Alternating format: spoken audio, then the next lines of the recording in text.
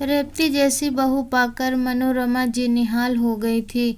रूप गुण व्यवहार में अव्वल रेवती ने सहर्ष घर की बागदौड़ थाम ली थी, लेकिन उसे अपनी अलमारी की चाबी का गुच्छा देते हुए आखिर क्यों मनोरमा जी का दिल दहल उठता और दिल में तरह तरह के विचार उठने लगते थे।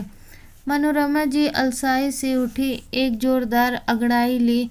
हालांकि उठने में काफ़ी देर हो गई थी, जबकि वे भरपूर नींद सोई थी।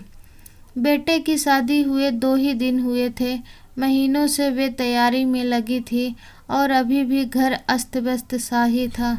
सोचा उठकर चाय बना ले। बहू को अपने हाथों से चाय पिलाने की इच्छा से जैसे उनके अंदर चुस्ती आ गई। वे किचन की ओर बढ़ ही रही थी कि ट्रे में चाय के कप सजाए हुए बहू आती दिखी। साथ में प्लेट में बिस्किट भी रखे थे। चलिए मम्मी जी, साथ बैठकर चाय पीते हैं। कितनी थकी थकी सी लग रही हैं। पल भर को तो मनोरमा जी अवाक रह गई। उन्हें उम्मीद नहीं थी कि शादी के 2 दिन बाद बहू स्वयं रसोई में जाकर चाय बना लेगी और उन्हें साधिकार पीने को भी कहेगी।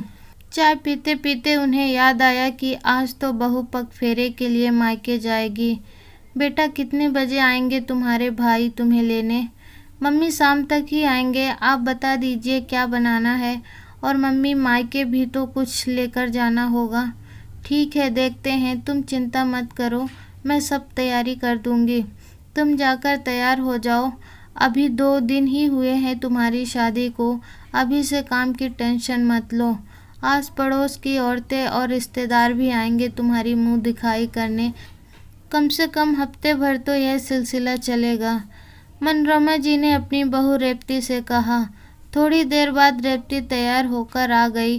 कितनी सुंदर लग रही है। मनोरमा जी ने मन ही मन सोचा। नए नक्श, गठन, स्वभाव सब नापे तुले हैं। लगता ही नहीं कि उसे 2 ही दिन हुए हैं इस घर में आए। कितनी जल्दी घुल मिल गई है सबसे। मम्मी, जरा चाबी तो देना। खाने का सामान, नई क्रॉकरी वगैरह निकालनी है। मैं चाहती हूँ कि भैया के आने से पहले ही सारी तैयारी कर लूँ, ताकि फिर आराम से बैठकर गप्पे किए जा सकें। रेवती ने बहुत ही सहजता से कहा। सुनते ही मनोरमा जी का पारा 7वें आसमान पर पहुँच गया। आते ही उनके चाबी के गुच्छे पर अधिकार जमाना चाहती है, पर प्रत्यक्ष में कुछ नहीं बोली, मना भी नहीं कर सकती थी, इसलिए चाबी दे दी। जब से वे इस घर में ब्याह कर आई थी, पहली बार उन्होंने किसी को चाबी दी थी। मन में तरह तरह के विचार आने तो स्वाभाविक थे। अब आप निश्चिंत होकर बैठिए, मैं सब मैनेज कर लूँगी। शादी की वजह से कितनी थक गई हैं आप? रेवती ने चाबी का गुच्छा उनसे लेते हुए कहा। रसोई से खटर पटर की आवाज़ें आती रही। बीच बीच में रेवती पूछती भी जा रही थी, फला चीज़ कैसे बनेगी, फला चीज़ कहाँ रखी है। वे अपने कमरे में बैठी बैठी जवाब देती रहीं। पर जब देखा कि बहू की मदद करने बेटा भी रसोई पहुंच गया, तो उन्हें वहां से जाना ही पड़ा। बहू ने 10-12 डिश बनाने के लिए सामान निकाला हुआ था। उनके सबसे कीमती क्रैकरी और कटलरी सेट टेबल पर लगे हुए थे। यहाँ तक कि अपने सामान से उसने टेबल मैट निकाल कर सजा दिए थे। उनका नया कुकर, कढ़ाई और कलछियाँ भी धो पोंछ कर करीने से सजे हुए थे। किचन के स्लैब पर भी सामान बिखरा हुआ था। इतना फैलाव देखकर उन्हें पल भर को कुढ़न तो आई, पर रेवती के चेहरे पर छाई खुशी और जोश को देखकर वे कुछ नहीं बोली। चाबी का गुच्छा बहू की कमर से लटक रहा था। उनका मन हुआ कि वे उसे मांग लें, पर हिम्मत ही नहीं हो पा रही थी। इतनी सारी चीज़ें बनाते बनाते दोपहर के 3 बज गए थे। मम्मी, अब आप जाकर थोड़ी देर आराम कर लीजिए। और हाँ, ये आपकी चाबियाँ। रेवती ने जैसे ही उन्हें चाबियों का गुच्छा थमाया, उन्होंने उसे ऐसे पकड़ लिया मानो कोई बहुत कीमती चीज़ उनके हाथ में आ गई हो।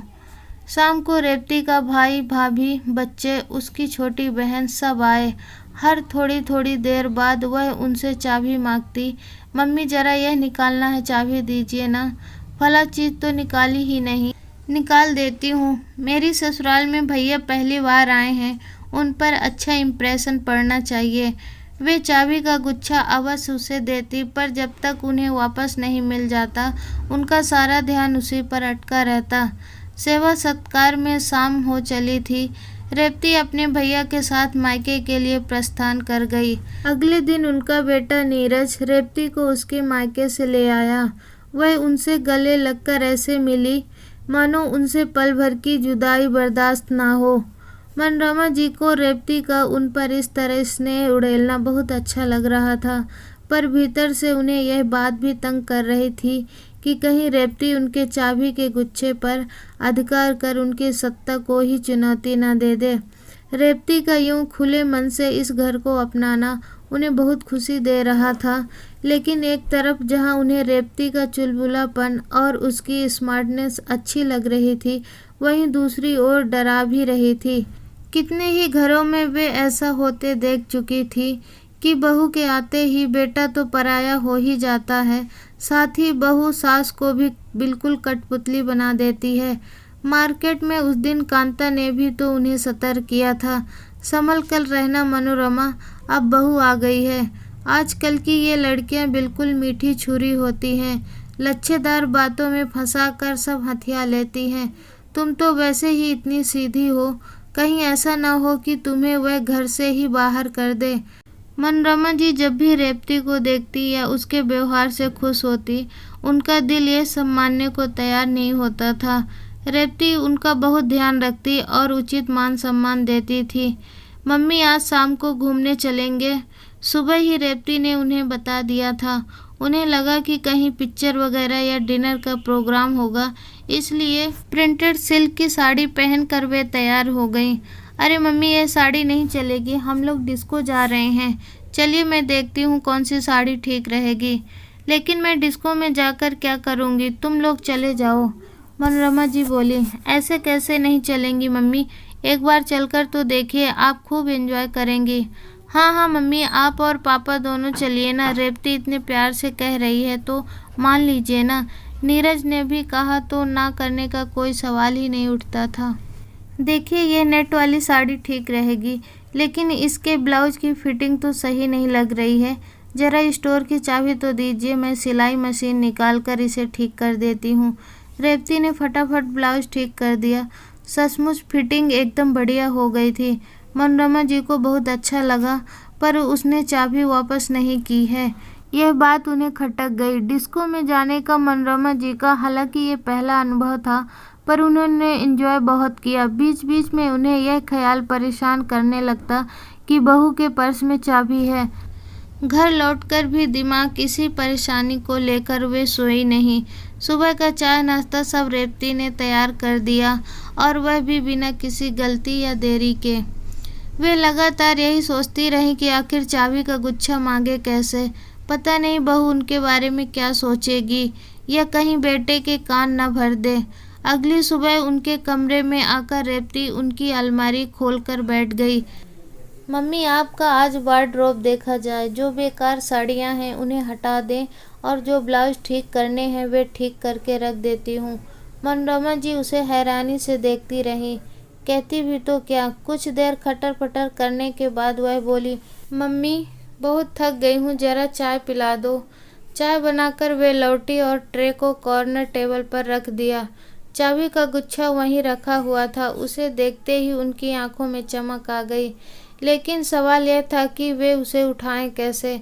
तभी रेवती का मोबाइल बजा और वह बात करने के लिए अपने कमरे में चली गई। मनोरमा जी ने तुरंत चाबी का गुच्छा उठा लिया, अपनी अलमारी को ताला लगा दिया और निश्चिंत हो काम में लग गईं। चाबी का गुच्छा हाथ में आते ही उन्हें लगा मानो जंग जीत ली हो। उसके बाद से मनोरमा जी थोड़ा ज़्यादा सतर्क हो गई। रेवती चाबी मांगती तो वे चाबी देने के बजाय खुद वहां जाकर ताला खोल देती, या उनके पीछे पीछे जाकर खड़ी हो जाती और खुद आगे बढ़कर ताला बंद कर देती। रेवती के प्यार और अपनेपन को देख मनोरमा जी का मन यह तो मानने को तैयार नहीं था कि वह उनका दिल दुखाने या अपमान करने का इरादा रखती है। इसके बावजूद जब जब वह उनसे चाबी का गुच्छा मांगती, उनके अंदर एक अजीब सी बेचैनी शुरू हो जाती। फिर उन्हें मांगने का बहाना तलाशने लगती। बेटा स्टोर से कुछ सामान निकालना है, जरा चाबी देना। रेवती झट से कहती, मम्मी आप क्यों तकलीफ करती हैं, बताइए क्या निकालना है, मैं निकाल देती हूँ। वह इतने भोलेपन से कहती कि मनोरमा जी कुछ कह ही नहीं पाती। एक दिन मनोरमा जी को कुछ काम से बाहर जाना पड़ा और जल्दी जल्दी में वे चाबी का गुच्छा अलमारी में ही लगा छोड़ आई। सारा वक्त उनका दिल धड़कता रहा कि अब तो रेवती उसे निकाल कर अपने पास रख लेगी। जब वे घर लौटी तो देखा अलमारी बंद थी और गुच्छा नदारद था। वे सोचने लगी, न जाने मेरे पीछे इस लड़की ने क्या क्या सामान निकाल लिया होगा। वैसे भी तो जब तक थी वह उनकी ज्वेलरी निकाल कर पहन लेती थी। मम्मी शाम को क्या खाना बनेगा, मैं और नीरज तो आज डिनर पर जा रहे हैं, आपका और पापा जी का ही खाना बनेगा। रेवती मुस्कुराती हुई उनके सामने खड़ी थी। रोटी सब्जी ही बनेगी, तुम परेशान मत हो, मैं बना लूँगी, मनोरमा जी ने कहा। पर उनकी आंखें चाबी के गुच्छे को ढूंढ रही थी। उसकी कमर पर तो नहीं लटका हुआ था, फिर कहाँ है, आखिरकार रख ही लिया इसने ना। उनके मन में विचारों का तांता चल ही रहा था कि पति ने पानी मांगा तो रसोई में आई, देखा स्लैब पर चाबी का गुच्छा पड़ा हुआ है। जैसे ही उन्होंने अलमारी खोली तो उसे देखकर वे दंग रह गई। अलमारी पूरी तरह व्यवस्थित थी। 5-6 मॉडर्न ड्रेस, 4 लेटेस्ट डिजाइन की साड़ियाँ व सोरस्करी और जरदोजी वर्क के 3 सूट करीने से हैंगर पर टंगे हुए थे। उनके गहने के डब्बे लॉकर में एक लाइन से रखे हुए थे। अलमारी में परफ्यूम और डियो कॉस्मेटिक की नई रेंज भी रखी हुई थी। सबसे नीचे की ड्रॉज खोली तो देखा 2 जोड़ी नई चप्पलें रखी हैं। ऐसा लग रहा था कि रेवती ने अपनी महीनों की कमाई से ये सारा सामान खरीदा था और उनकी अलमारी की काया पलट की थी। मनोरमा जी वहीं बैठकर फूट फूट कर रोने लगी। सब लोग घबराकर उनके पास दौड़े आए। वे रोए जा रही थी पर किसी को बता नहीं सकती थी और रेवती उनसे ऐसे चिपक गई मानो उससे ही कोई भूल हो गई हो।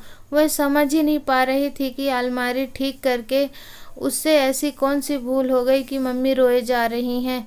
मैं बता नहीं सकती, मनोरमा जी लगातार यही कह रही थी और उनका चाबी का गुच्छा एक कोने में पड़ा था। दोस्तों आशा करते हैं कहानी आपको अच्छी लगी होगी। चैनल में नए हैं तो प्लीज़ सब्सक्राइब कर दीजिए, वीडियो को लाइक कर दीजिए। अब मिलेंगे नई कहानी नई वीडियो के साथ, तब तक के लिए जय हिंद।